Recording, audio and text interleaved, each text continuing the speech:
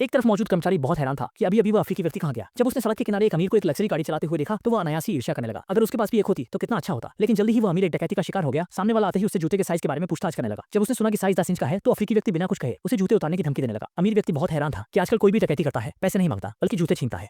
जूते परेशानी से बचने के लिए उसने तुरंत जूते सौंप दिए। इस तरह आदमी ने रूप बदलने की कला का उपयोग करके सफलतापूर्वक लग्जरी कार चला ली। इस दिन उसकी क्रश देवी दुकान पर आई। वह अपने बॉयफ्रेंड के जूते सुधारने आई थी। उसे तुरंत एक विचार आया। रात को वह उसके बॉयफ्रेंड का रूप लेकर उसके घर पहुंच गया।